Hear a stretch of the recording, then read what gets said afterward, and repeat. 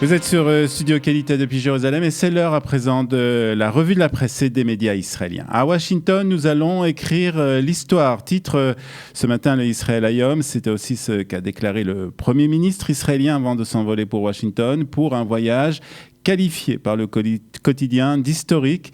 C'est l'avis aussi de tous les commentateurs du Israël Hayom ce matin, que ce soit Nadav Shagai qui estime qu'il s'agit d'une décision qui ressemble à la décision prise par David Ben Gurion la veille de la déclaration de l'État d'Israël, ni plus ni moins pour le commentateur de Israël Hayom. Le Premier ministre l'a annoncé aussi avant son départ. Il s'agit d'une occasion à ne pas rater. C'est aussi l'avis d'Ariel Kana dans le quotidien qui estime que le Premier ministre doit dire oui au président Trump. Il y a des moments dans la vie d'un peuple où il faut oublier les querelles politiques et savoir prendre les bonnes décisions, poursuit ce matin Ariel Kana dans le Israël Hayom. Pour le commentateur du Yediot Ahronot, c'est aussi un changement historique. Nahum Bornea estime que ces dernières années, c'est la gauche israélienne qui espérait que les Américains allaient résoudre le conflit entre Israéliens et Palestiniens. Cet espoir est passé à présent dans le camp de la droite israélienne. Ce matin, Nahum Barnea, donc dans le Yediot Ahronot. C'est d'ailleurs la droite israélienne qui a pour le moment réagi au deal du siècle, même si les détails ne sont pas encore connus. Le ministre de la Défense a déjà annoncé la couleur. C'est le Haaretz qui le précise ce matin. Si ce plan comprend l'annexion des villages juifs de Judée et Samarie, nous le soutiendrons. Sinon, nous nous y opposerons. C'est ce qu'a déclaré Naftali Bennett, le chef du parti Yamina. Et puis le Yediot nous donne aussi le programme de la journée à Washington. Cet après-midi, c'est le Premier ministre Benjamin Netanyahu qui rencontrera le président Trump. Ensuite, ce sera au tour de Benny Gantz, le chef du parti Kahol Lavan. Le président américain accordera 45 minutes à chacun. Il dévoilera les grandes lignes du plan de paix concocté par la Maison-Blanche. Puis une autre rencontre est prévue demain après-midi avec le Premier ministre seulement. Rencontre précise le Yediot Ahronot pendant laquelle sera dévoilé le plan de paix à l'ensemble du monde. Le Haaretz, quant à lui, nous parle de la réaction des Palestiniens, même si les détails du plan de paix ne sont pas encore connus. Ils ont déjà annoncé qu'ils s'opposeront au complot du siècle. C'est le nom donné par Saïb Barikat au deal du siècle, nous dit ce matin le Haaretz.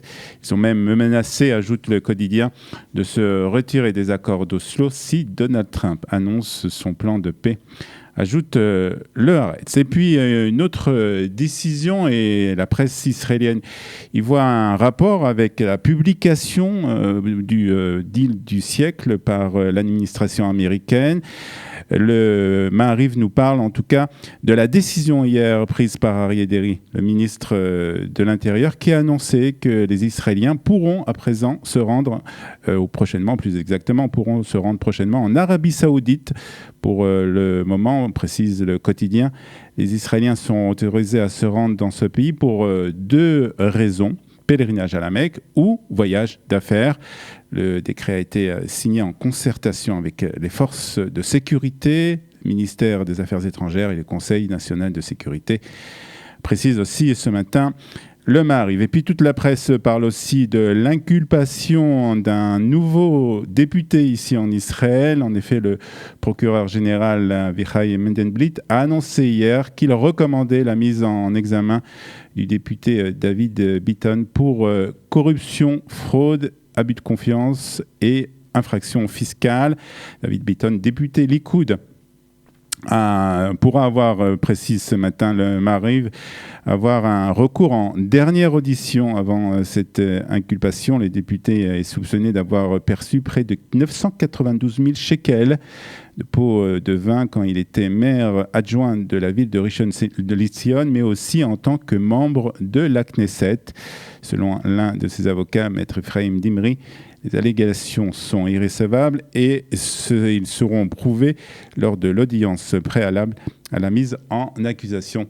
Parle ce matin donc le Maariv. Et puis bien entendu, toute la presse israélienne nous parle ce matin de la mort tragique de Kobe Bryant dans un accident d'hélicoptère. Le légendaire basketteur du NBA fait la une pratiquement de tous les quotidiens israéliens ce matin. La mort d'un géant, titre ce matin en première page de Yediot Ahronot, qui nous raconte que le basketteur a été tué dans un accident d'hélicoptère cette nuit avec sa fille âgée de 14 ans.